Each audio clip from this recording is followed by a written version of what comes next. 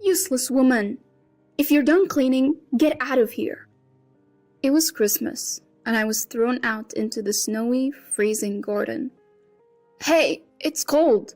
At least let me change my clothes. My body was covered in sweat from a day's worth of housework, and my wet clothes were rapidly stealing my body heat. There you go. From inside the house, my mother-in-law, Nancy, threw my bag, coat, and shoes outside with a look of annoyance. The front door and windows were locked from the inside, and I couldn't get back in.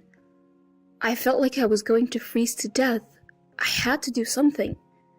My name is Mary, and I'm 50 years old. I work a part-time job as a cashier at a local supermarket. My husband Charles is a construction worker, and it's been 25 years since we got married.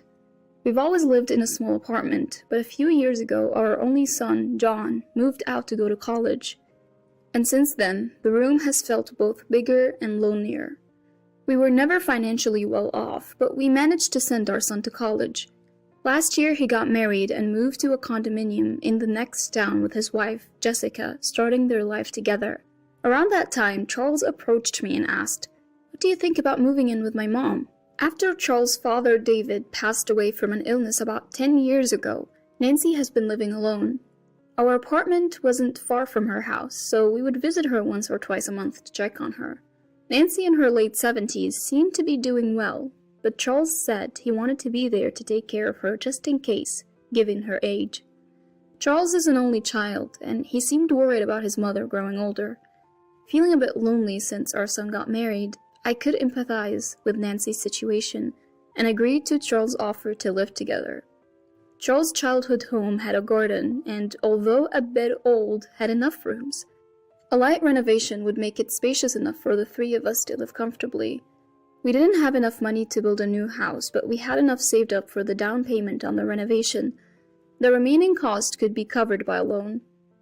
Through Charles' work connections, we found a renovation contractor, and the work was completed in about a month. Since we knew the contractor, they finished the job for less than the market rate, which helped us save money.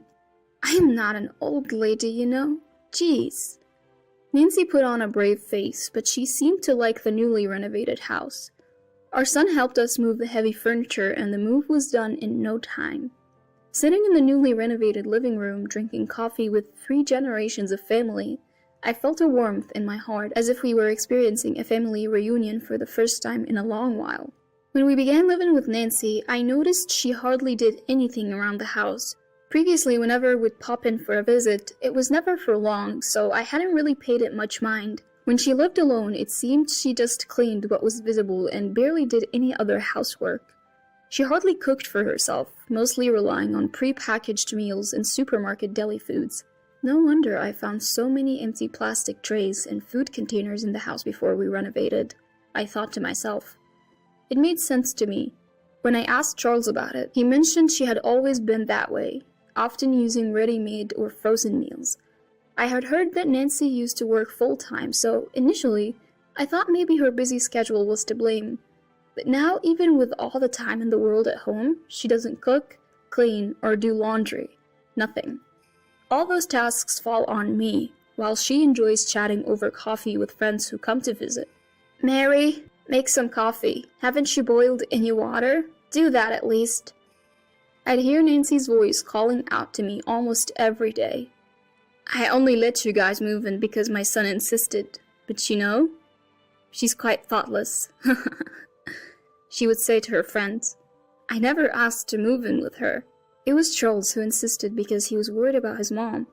He felt obligated to stay with her. If she's having friends over, the least she could do is prepare the coffee herself. I wish she wouldn't badmouth me as if I'm the one at fault. I still have my part-time job. When I'm not working, I'm swamped with housework from dawn to dusk with no time for myself. Every day, without fail, another friend of Nancy's drops by. At this rate, I wondered if there was even a need to live together. Being friends with Nancy, they seem quite alike. "Oh, I forgot to bring cookies. Mary, was it? Could you buy some?"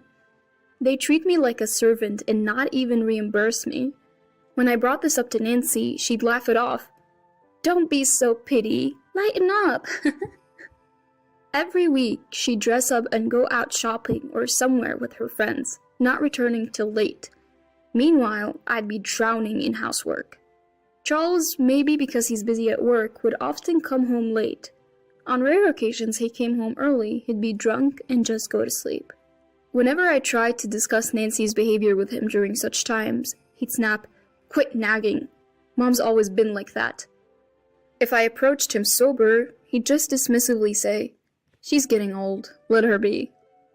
"You might tolerate it because she's your mom, but think about what I have to deal with," I'd retort. Yeah, I got it, I'll talk to her," he'd say, but then just fall asleep snoring. I considered discussing it with our son, but I hesitated to burden the young couple with our problems. As December rolled in, I got a call that Charles had an accident at work. I rushed to the hospital. Thankfully, his life wasn't in danger, but he had fractured his leg. We were now set to spend Christmas in the hospital. Normally, my son comes home for Christmas and we spend the holiday together, but this year he got married and I was wondering what to do. So, Nancy, I know this is a weird time to ask, but what are you doing for Christmas? Charles won't be able to leave the hospital for a while, and I'm not sure how to spend Christmas at my in-laws, so I decided to ask Nancy. She responded, "Christmas? What did you used to do?" "I used to spend it with John, my son. He would come home and we'd be together," I replied. "Well, why don't you go to John's? You're family. There's no need to be shy," she suggested. Even though he's my son, I feel like I'd be intruding on the newlyweds, and I feel bad about it. But Nancy has a point. I decided to call my son and see what he says.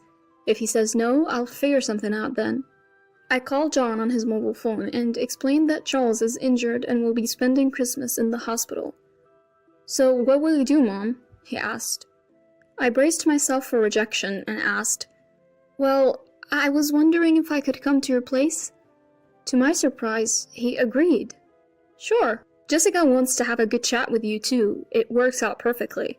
I was taken aback by how easily he agreed. When I told Nancy, she was pleased and said, "Yes, that's good. Take your time," she said, seeming to be in an unusually good mood. I asked her, "What about you, Nancy? What will you do?" "Me? Oh, I'll be fine by myself," she replied. I was surprised by her response, as I was expecting her to be busy during Christmas. "So, I'll finish up the housework and head over to John's on Christmas Day," I told her. On our way back from the hospital, Nancy and I talked about our plans. It was the coldest day of the year, with snow flurries in the air. I had prepared everything the night before, so in the morning I was busy wiping windows and cleaning the kitchen. Even Nancy, who usually doesn't do much, helped me clean the floors in the shower room. I was surprised by her helpfulness. After finishing the cleaning inside the house, I picked up a broom and started sweeping the yard. It felt warm when I first stepped outside, but as the day went on, it got colder. I planned to go inside to put on more layers, but when I tried to open the front door, it was locked. I walked around the house, but all the doors were locked. I wonder if Nancy forgot I was outside and locked the door. "Nancy, please open up." I called out to Nancy in a loud voice. "Are you still here? I thought you left a while ago." I heard Nancy's voice from inside. My sweaty body started to feel cold, and I couldn't stop shivering.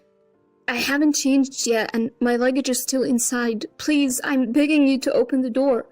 I raised my voice in desperation. "There. Isn't the cleaning done already?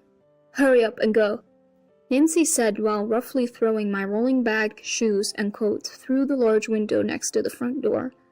After that, no matter how much I screamed, there was no response from inside.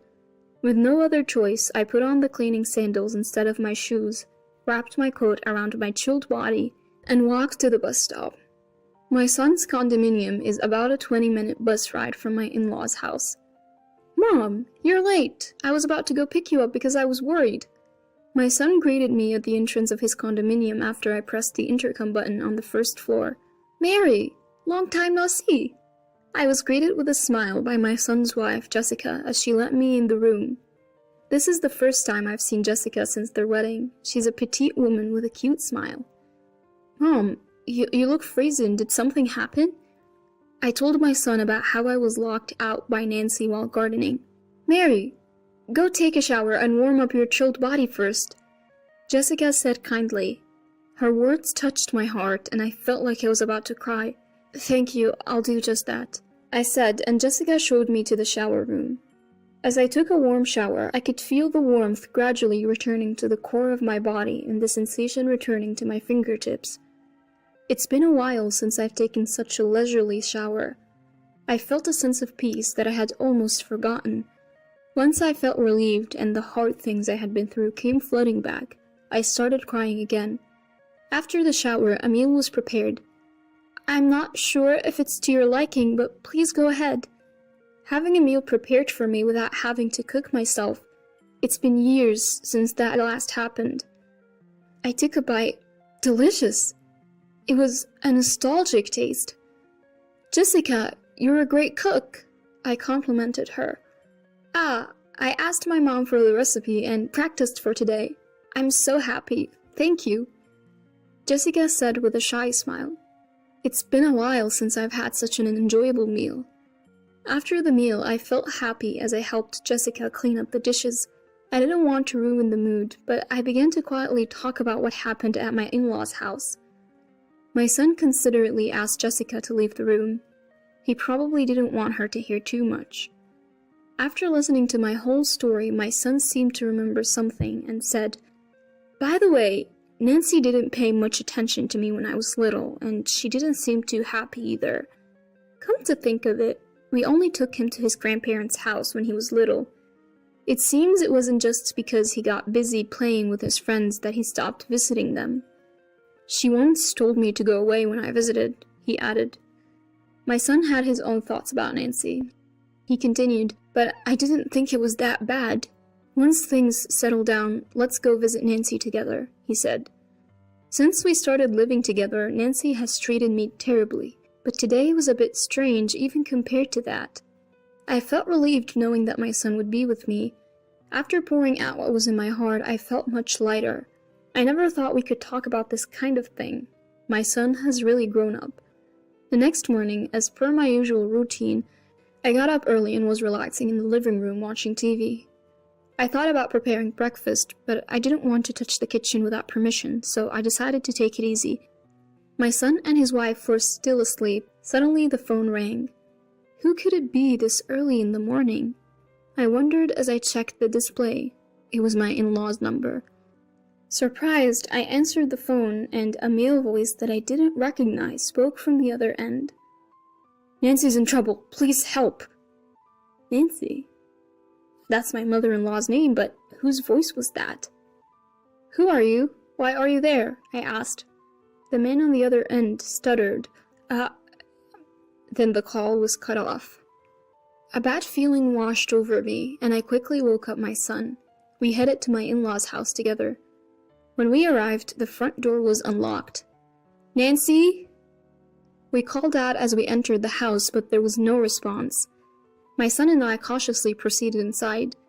We didn't know the identity of the man from the phone call or if he was still there. There was no sign of anyone in the living room. We could hear the sound of running water from the shower room, so we went to check and found Nancy lying on the floor, unconscious but breathing. John, call an ambulance, hurry! I shouted to my son. At the emergency hospital, Nancy was receiving life-saving treatment. She was diagnosed with a cerebral hemorrhage, and although she pulled through, she was still unconscious, so visitors were not allowed.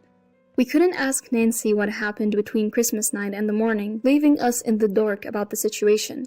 I started visiting the hospital every day, but it wasn't until a week after Nancy had been admitted that she regained consciousness. By that time, Charles had also recovered enough to walk with crutches, so he had been discharged from the hospital. However, he wasn't quite used to the crutches yet and couldn't walk for long periods, so I was the only one who ended up going to visit Nancy. When I arrived at the hospital, Nancy was still bedridden. Thank goodness you're okay, Nancy. I spoke to her, but Nancy just silently stared at the ceiling. I received a call for John. The moment I mentioned that, Nancy looked at me in surprise. Who was it from? Nancy asked. I didn't know. I was the one who answered the phone, but I didn't recognize the person. Nancy just silently murmured, I see. It was a man. Why was he at our house so early in the morning? The front door was left wide open. Who was that man whose voice I heard? I pressed her for answers. Just a friend's husband, Nancy replied. Even if that were true, it was outrageous for him to visit so early in the morning. Besides, it was strange that the door had been left open. After locking me out, someone had unlocked it from the inside, and Nancy had been found collapsed in the shower. Even if someone had come to visit, they wouldn't have been able to enter the house and find Nancy had the door been locked. Also, the man had called John's condominium for my in-laws' phone. When I pressed Nancy further, she finally started to open up. Alright, I'll tell you.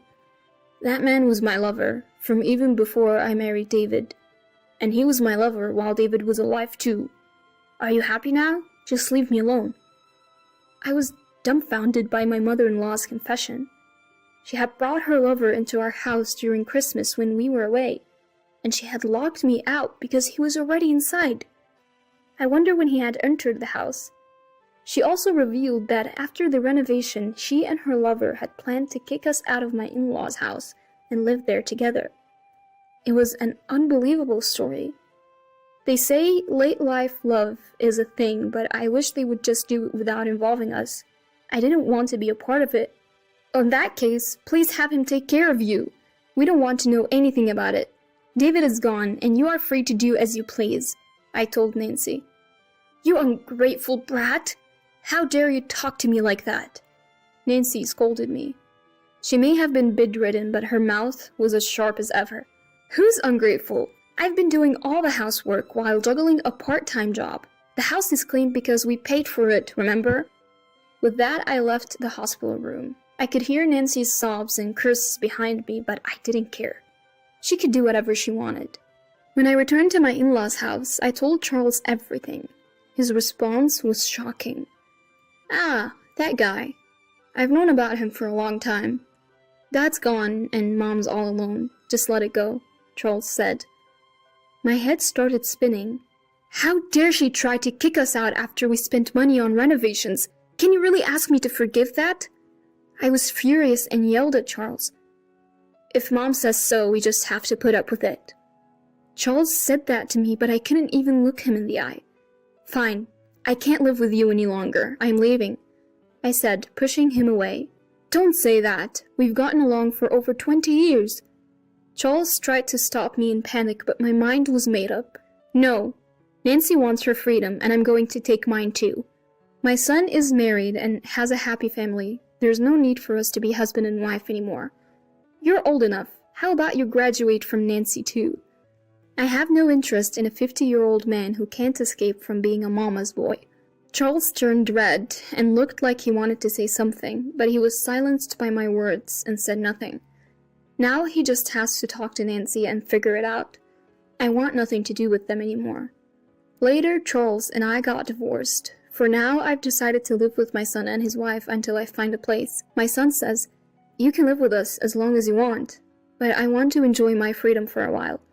I'll gratefully accept their offer in spirit. Meanwhile, Jessica is expecting a baby.